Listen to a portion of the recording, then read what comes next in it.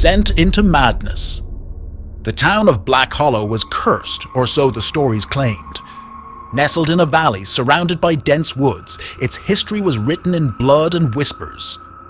Once a prosperous mining settlement, it had become a husk of itself, abandoned and shunned.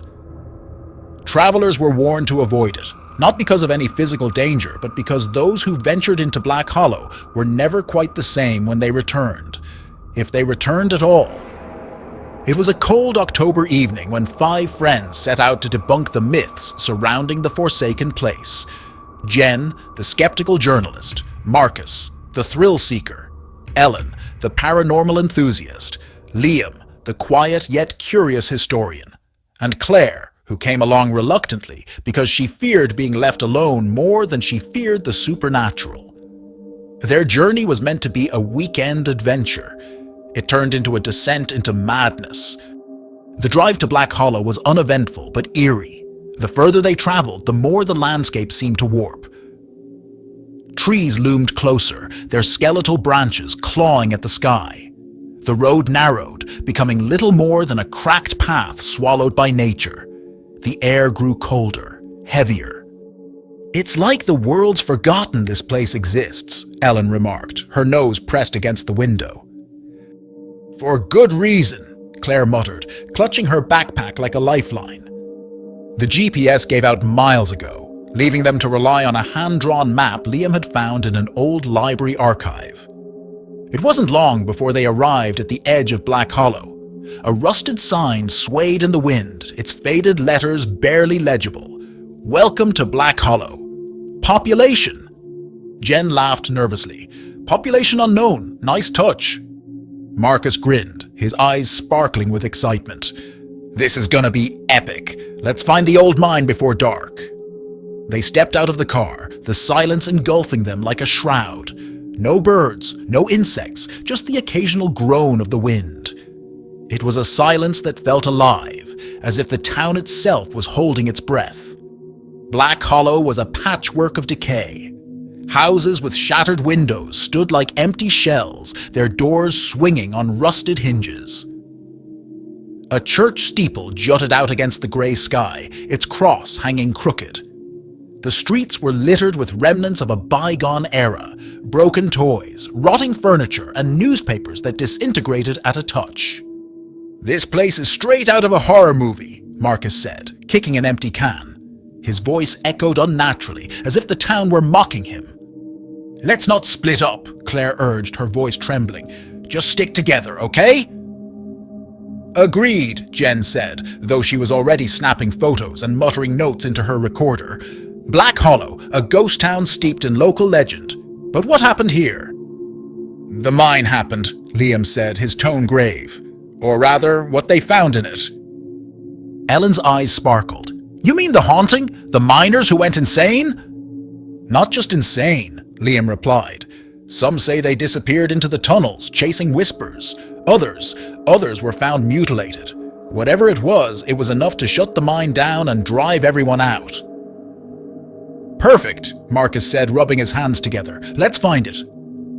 The entrance to the Black Hollow mine was a gaping maw in the earth, framed by rotting timbers. A chain-link fence surrounded it, but it had long since been torn open. A faded sign hung lopsided, "Do not enter." Beneath it, someone had scrawled in red paint, "Stay out or die." "Subtle," Jen quipped, though her voice wavered. "Last chance to turn back," Claire said, her knuckles white as she gripped her flashlight. "We've come this far," Marcus said. "Let's go." The air inside the mine was damp and foul, reeking of mildew and something metallic. Their footsteps echoed, too loud and too long, as if the tunnels themselves were breathing. The beam of their flashlights barely pierced the darkness, which seemed almost alive, curling around them like smoke. "What's that?" Ellen asked, pointing at strange symbols carved into the walls. Circles, spirals, and jagged runes that seemed to hum with an unseen energy. "Miners didn't do this," Liam said, running his fingers over the markings. "This is older." As they ventured deeper, the air grew colder, biting at their exposed skin. Then came the whispers. Faint at first, just on the edge of hearing. Words they couldn't understand, spoken in voices that didn't sound human. Claire froze. "Did you hear that?" "Hear what?" Marcus asked, though his bravado was slipping. "Voices, they're calling us."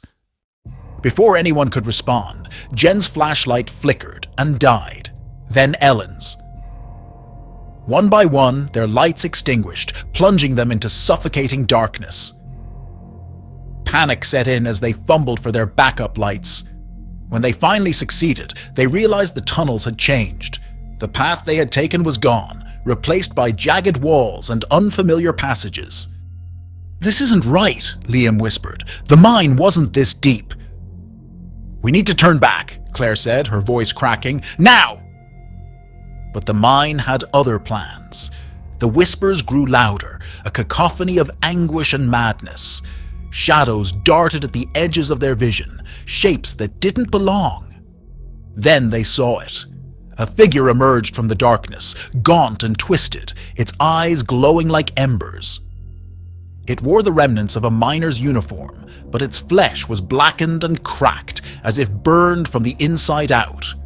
It opened its mouth, releasing a guttural wail that shook the very ground. "Run!" Marcus screamed. They bolted, the creature's screams chasing them through the labyrinth, but the tunnels seemed to conspire against them, twisting and turning, leading them deeper instead of out.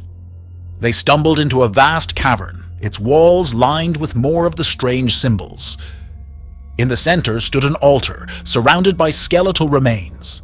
Atop the altar lay a blackened book, its pages fluttering despite the absence of wind. "What is this?" Ellen asked, her voice trembling with a mix of awe and terror. "It's a ritual," Liam said, piecing it together. "The miners, they must have found this, tried to use it." "For what?" Jen demanded. "Power, wealth, but they didn't understand it." Before they could react, the whispers coalesced into a deafening roar.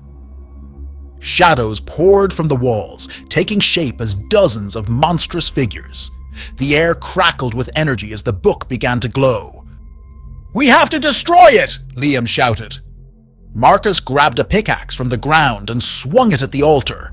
The book burst into flames, but instead of burning away, the fire spread, consuming the room in blinding light. Join the conversation. Your support drives us. We hope you enjoyed this video. But here's a question. Why haven't you subscribed to our channel yet? Your one like and subscribe give us the motivation to create even more engaging videos. And don't forget to share your thoughts. Head to the comment section below and tell us, which part of the story gave you chills or made your heart race the most? Your feedback means the world to us. Thank you for your incredible support.